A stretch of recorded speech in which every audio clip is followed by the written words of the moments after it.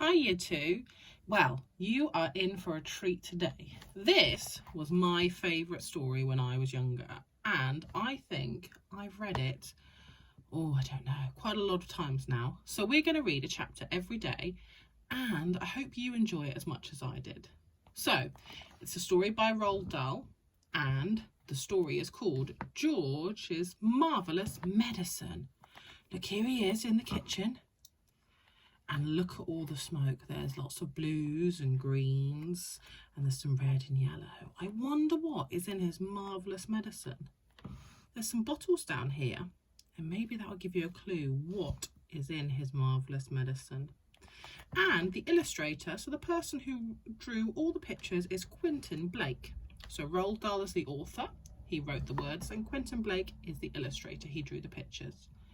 Let's have a look and see what is in our story.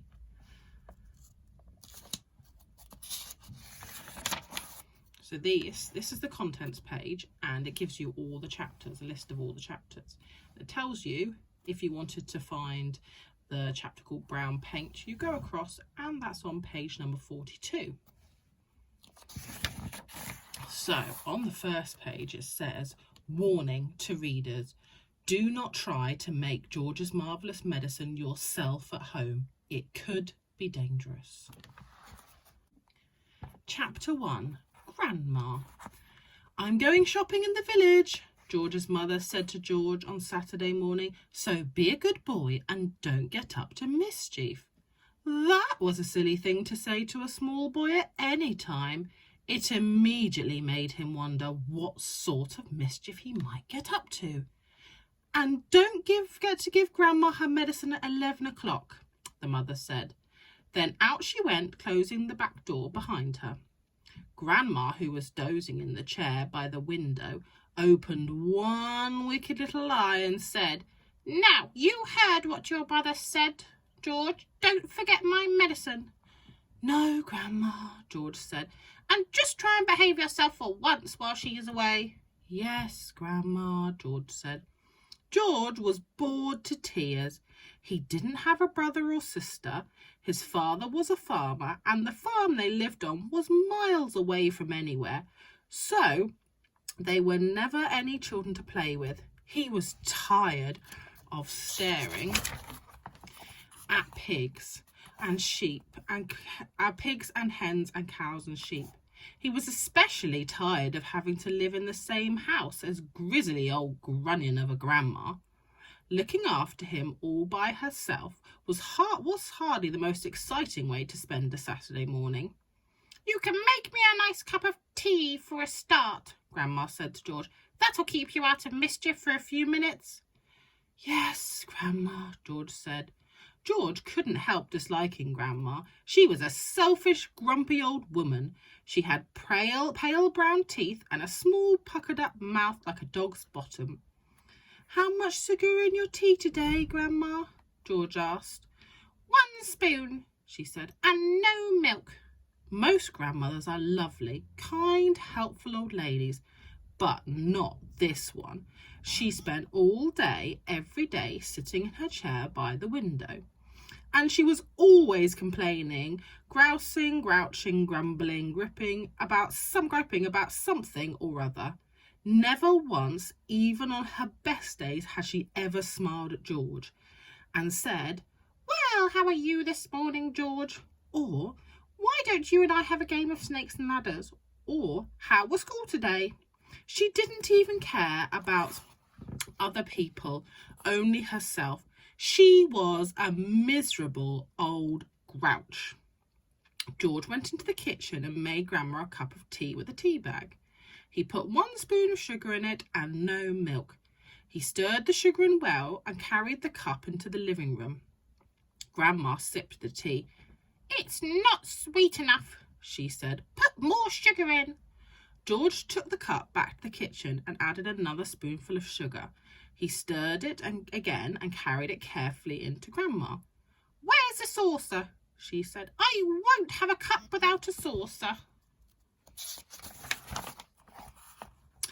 George fetched the saucer. And what about a teaspoon, if you please? I've stirred it for you, Grandma. I've stirred it well. I'll stir my own tea, thank you very much, she said. Fetch me a teaspoon. George fetched her a teaspoon. When George's mother or father were home, Grandma never ordered George about like this. It was only when she had him on her own that she treated him badly. You know what the matter with you? The old woman said, staring up at George over the rim of her teacup with those bright, wicked little eyes. You're growing too fast. Boys who grow too fast become stupid and lazy. But I can't help it if I'm growing fast, Grandma, George said. Of course you can, she snapped. Growing is a nasty, childish habit. But we have to grow, Grandma. If we don't grow, we'll never be grown-ups. Oh, rubbish, boy, rubbish, she said. Look at me. Am I growing? Certainly not. But you did once, Grandma. Only very little, the old woman answered.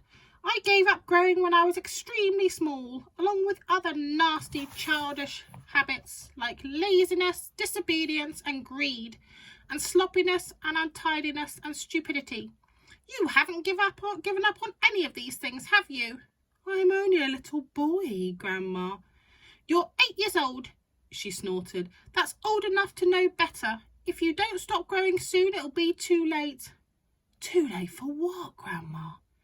It's ridiculous, she went on. You're nearly as tall as me already. George took a look at Grandma. She certainly was a very tiny person. Her legs were so short she had to have a footstool to put her feet up, and her head only came halfway up the back of the armchair. Daddy says it's fine for a man to be tall, George said. Don't listen to your daddy, Grandma said. Listen to me. But how do I stop myself growing? George asked. Eat less chocolate, Grandma said. Does chocolate make you grow? It makes you grow the wrong way, she snapped. Up instead of down. Grandma sipped some tea, but never took her eyes from the little boy who stood before her. Never grow up, always down. Yes, Grandma. And stop eating chocolate. Eat cabbage instead. Cabbage? Oh, no, I don't like cabbage, George said. It's not what you like or what you don't like, Grandma snapped. It's what's good for you that counts. From now on, you must eat cabbage 3 times a day. Mountains of cabbage. Even if it's got caterpillars in it. It's so much better. Ooh, George said. Caterpillars give you brains, the old woman said. Mummy washes them down the sink, George said. Mummy's as stupid as you are, Grandma said. Cabbage doesn't taste of anything without a few boiled caterpillars in it. Slugs too. Oh, not slugs, George cried. I couldn't eat slugs. Whenever I see a live slug on a piece of lettuce, Grandma said, I gobble it up quick before it crawls away. Delicious. She squeezed her lips together so tight that her mouth became like a tiny wrinkled hole. Delicious, she said again. Worms and slugs and beetly bugs. You don't know what's good for you. Oh, you're joking, Grandma.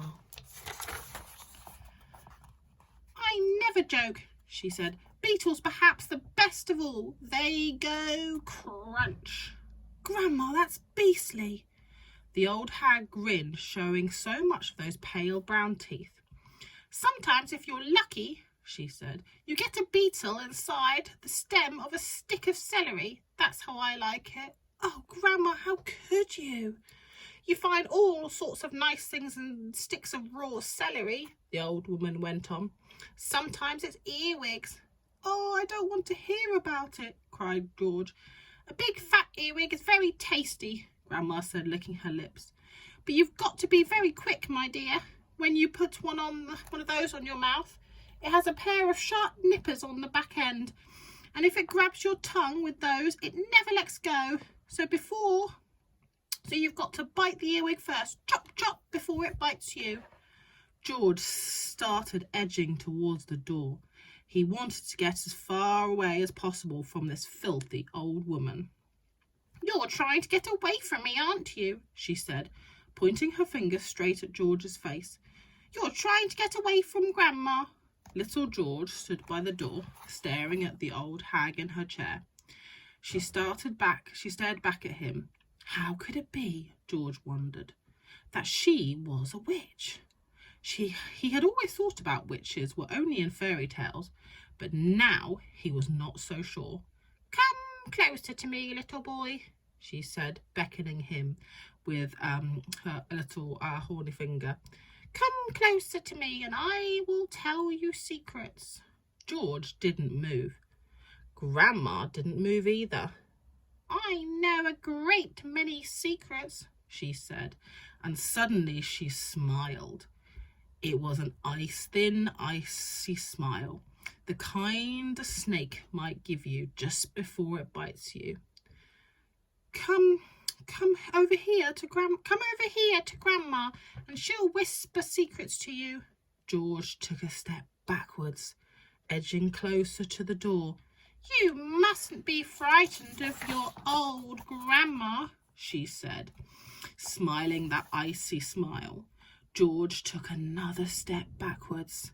Some of us, she said, and all at once she was leaning forward in her chair and whispering in a throaty sort of voice George had never heard her use before. Some of us, she said, have magic powers that can twist the creatures of this earth into wondrous shapes. A tingle of electricity flashed down the length of George's spine. He began to feel frightened.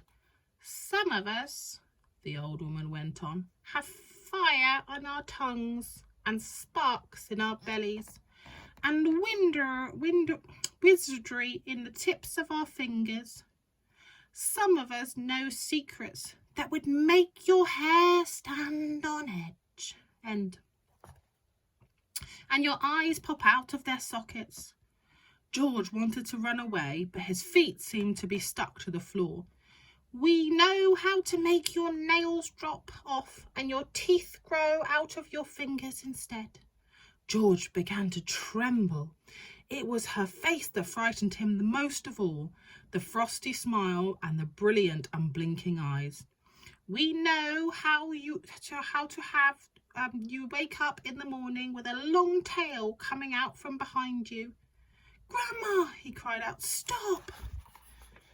We know secrets, my dear, about the dark places where dark things live and squirm and slither all over each other. George made a dive for the door. It doesn't matter how far you run, he heard her saying. You'll never get away. George ran into the kitchen, slamming the door behind him.